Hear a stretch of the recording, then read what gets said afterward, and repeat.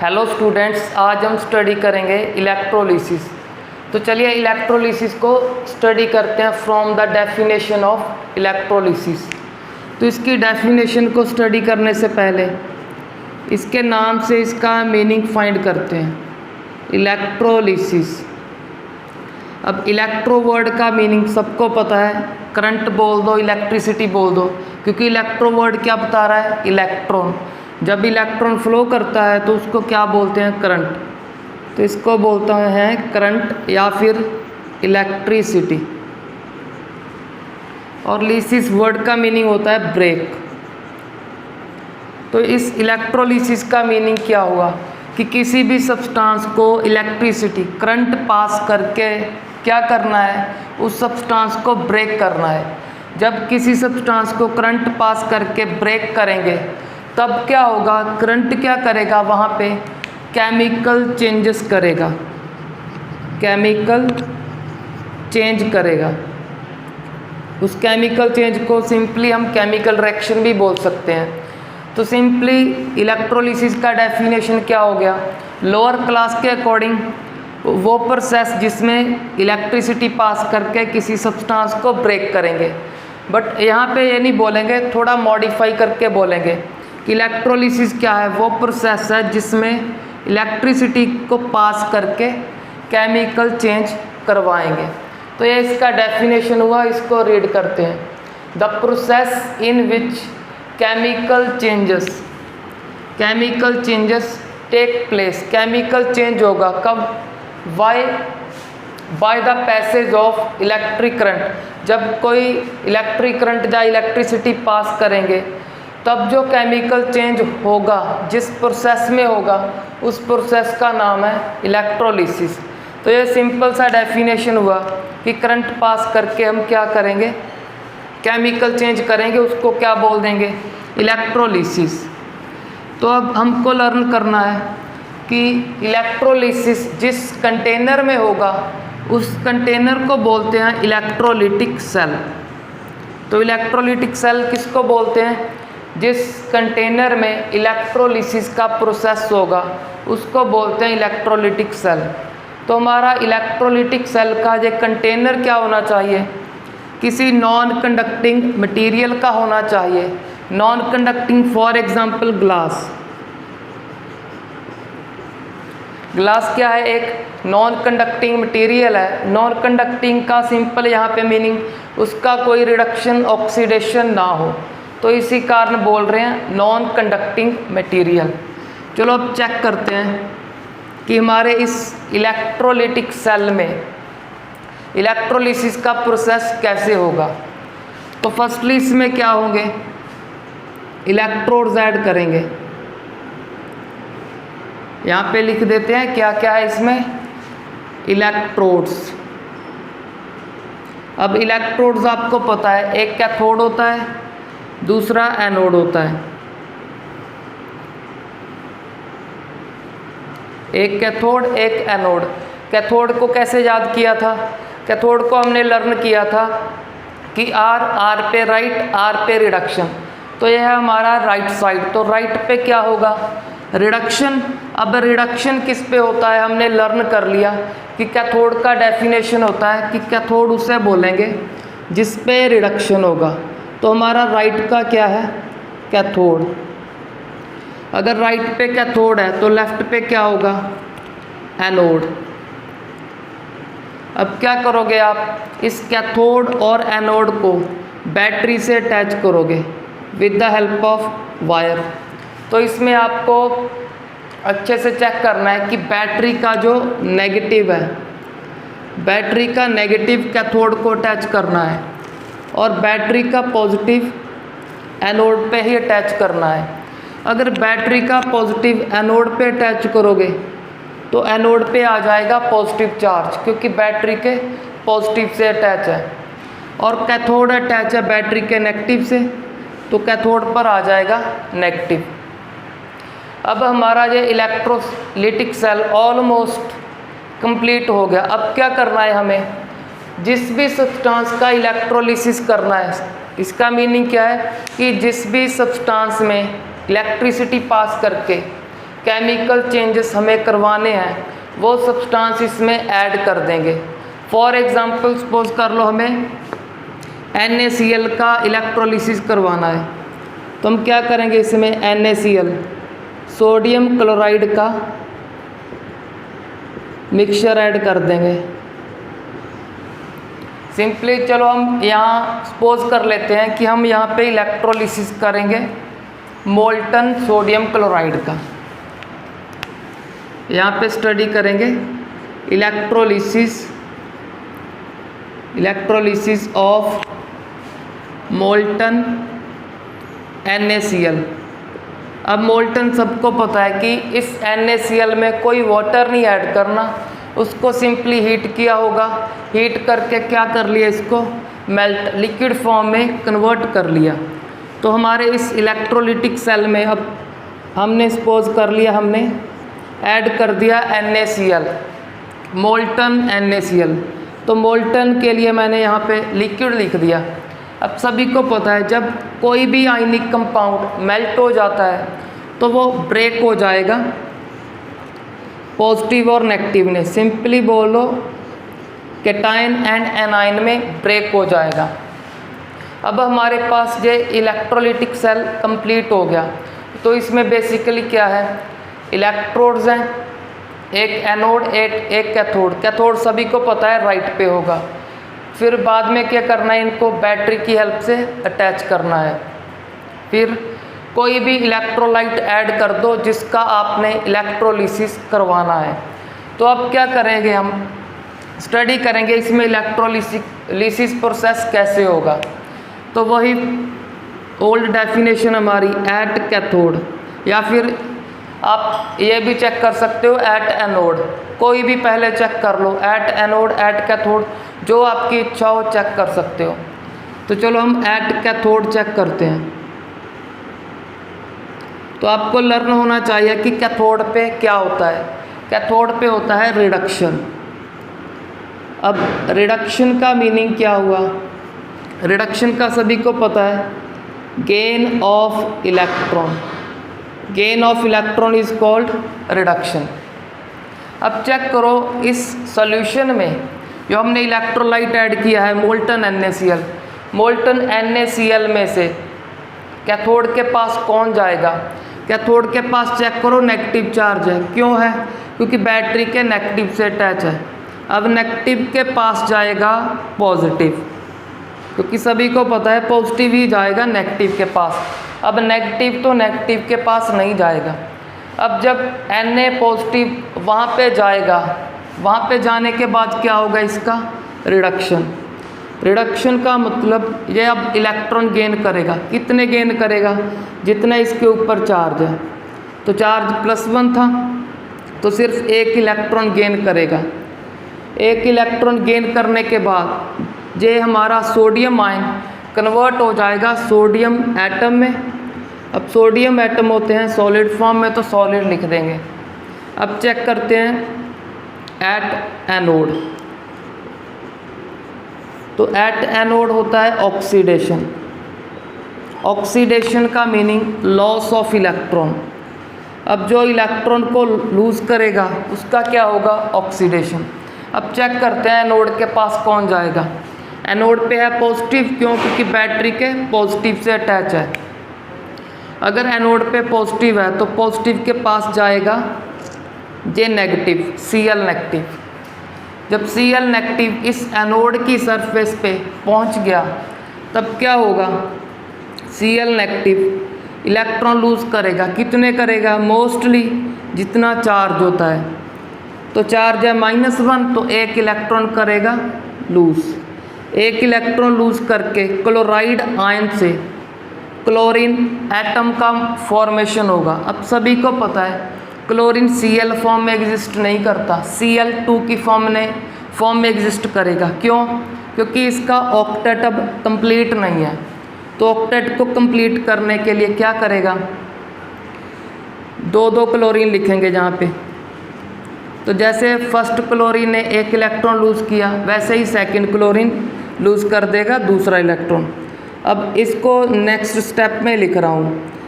अब लिखने को तो हम यहाँ पे भी लिख सकते थे, इसके पैर में Cl2।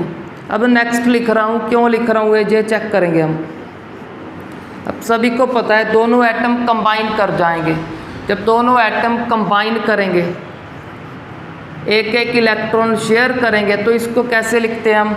इसको लिखते हैं इस तरह Cl2, कि अब इस मॉलिक्यूल का फॉर्मेशन हो गया। अब चेक करो, हमने सेकंड स्टेप अलग क्यों लिखा? क्योंकि यहाँ पे कंसेप्ट लर्न करना है हमको। अब चेक करो, जो फर्स्ट स्टेप में जो भी प्रोडक्ट बनता है, इस रिएक्शन का नेम है प्राइमरी चेंज। अब सिमिलरली एट कैथोड का तो एक स्टेप का ही रिएक्शन था, तो इसमें तो हमको प्रोडक्ट प्राइमरी चेंज में ही मिल गया। अब कुछ एलिमेंट हमारे ऐसे हैं जो एटम की फॉर्म में नहीं होंगे, मॉलिक्यूल की फॉर्म में। अब प्राइमरी चेंज के बाद क्या करेंगे जे? सेकेंडरी चेंज बोलेंगे, तो इसका नेम है सेकेंडरी चेंज।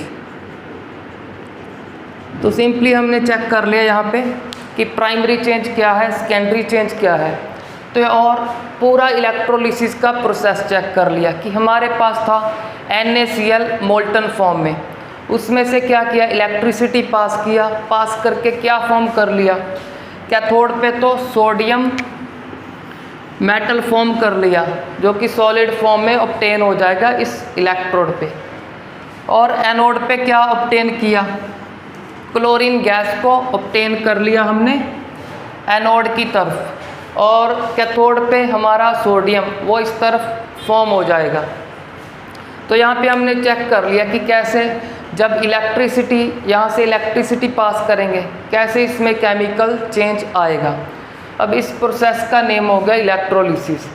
चलो एक और चेक करते हैं कि एनोड पे क्या होता है? Loss of electron. किसने लूज़ किया? Cl negative.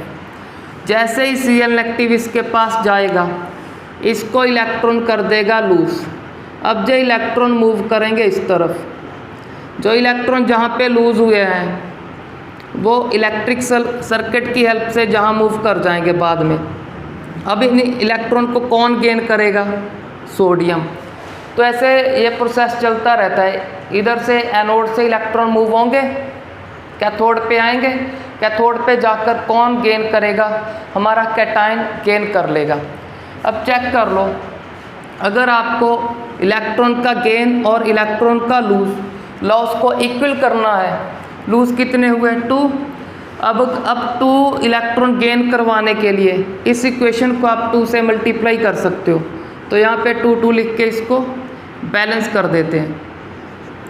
तो हमने यहाँ पे कंप्लीट स्टडी कर लिया इलेक्ट्रोलिसिस ऑफ मोल्टन NaCl।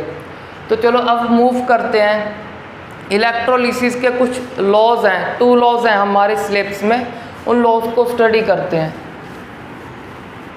तो उन लॉज का नेम है फेराडे लॉज ऑफ इलेक्ट्रोलिसिस। तो फेराडे का फर्स्ट लॉ स्टडी करते हैं फॉर इलेक्ट्रोलिसिस।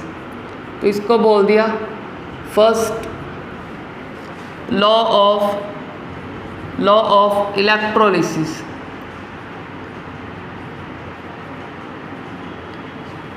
तो फर्स्ट लॉ क्या है इसका? सिंपल सा लॉ है। इस लॉ में क्या बोल रहा है फेराडे बोल रहा है कि आप जितना अमाउंट इलेक्ट्रिसिटी का पास करोगे उतने ही सब्सटेंस यहाँ पे प्रोड्यूस हो जाएंगे या फिर लिबरेट हो जाएंगे। लिबरेट वर्ड किसके लिए यूज़ हो रहा है? लिबरेट वर्ड यूज़ हो रहा है गैस के लिए।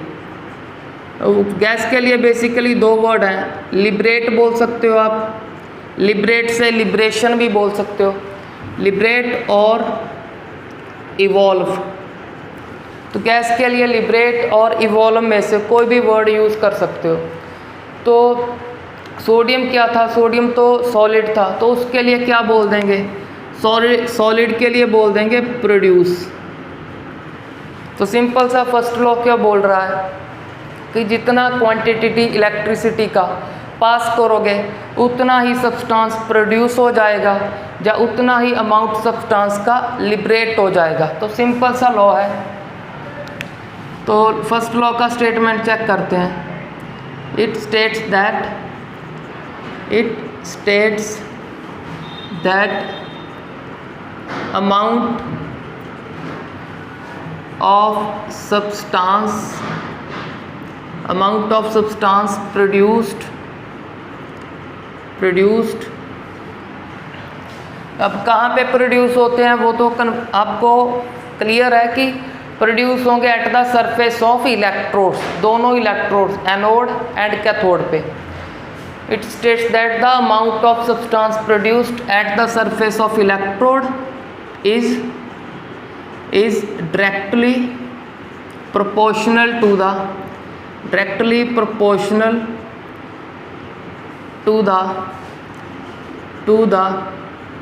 quantity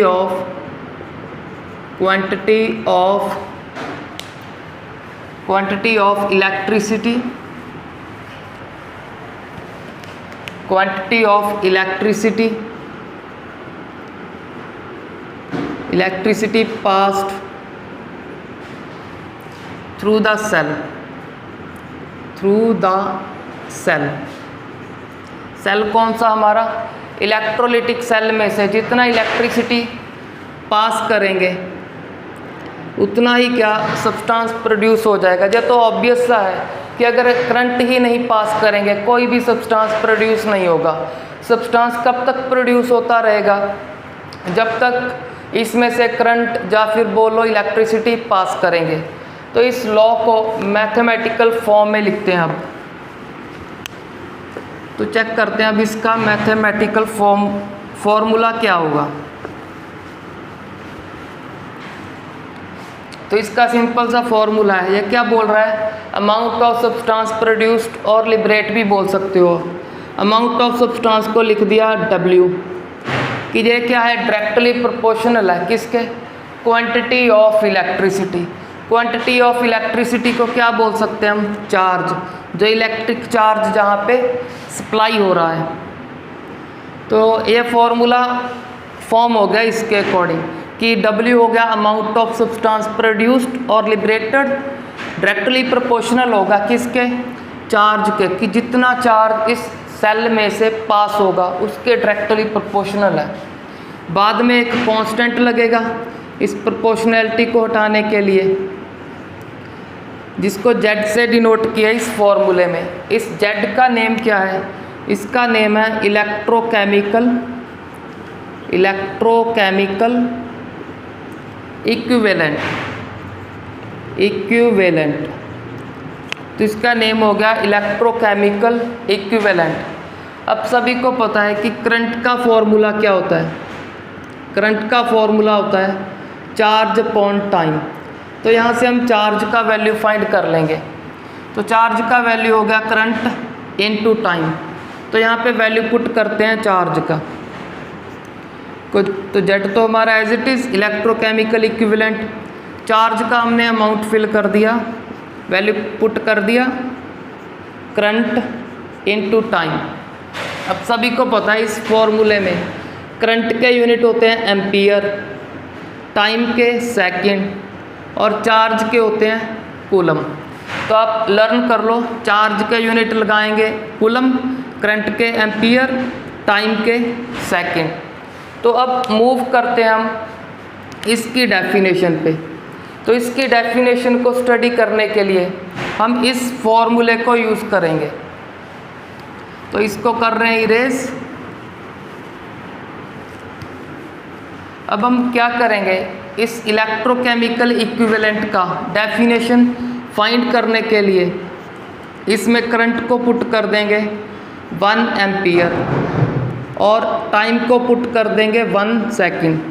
जब जहाँ पे करंट का वैल्यू भी 1 होगा, टाइम का वैल्यू भी 1, तो W किसके इक्वल आ जाएगा, Z के। तो हम क्या बोलेंगे कि Z का नेम होगा इलेक्ट्रोकेमिकल इक्विवेलेंट। तो बोल देंगे इलेक्ट्रोकेमिकल इक्विवेलेंट क्या है, इलेक्ट्रोकेमिकल इक्विवेलेंट क्या है, अमाउंट ऑफ सब्सटेंस प्रोड्यूस्ड और लिबरेटेड है। तो इलेक्ट्रोकेमिकल इक्विवेलेंट क्या है, amount of substance produced or liberated. Electrochemical equivalent is the amount of substance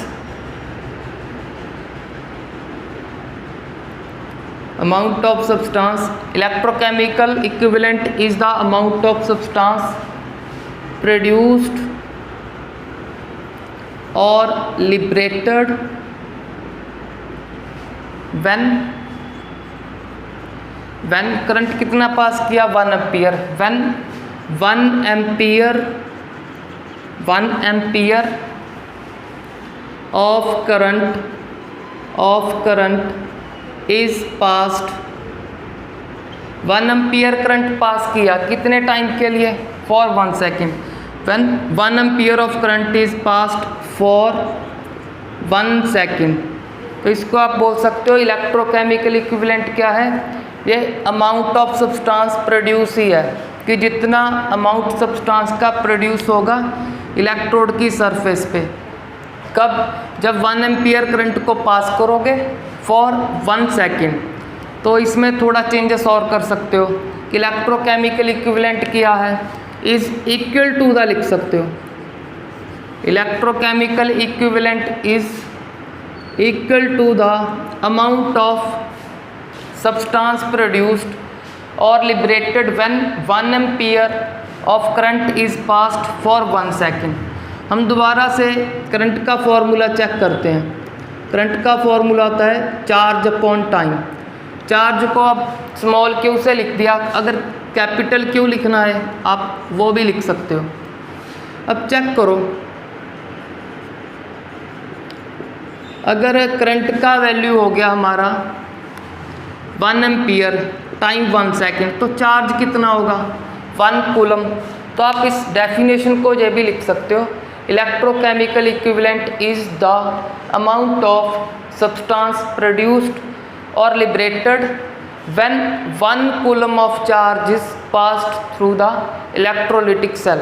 तो आप चार्ज के अकॉर्डिंग भी बोल सकते हो कि जब 1 कूलम चार्ज को पास करेंगे तो जितना अमाउंट सब्सटेंस का लिबरेट हो जाएगा या फिर प्रोड्यूस हो जाएगा उस अमाउंट ऑफ सब्सटेंस को क्या बोलते हैं, इलेक्ट्रोकेमिकल इक्विवेलेंट बोलते हैं हम। तो अब मूव करते हैं हम नेक्स्ट कंसेप्ट पे।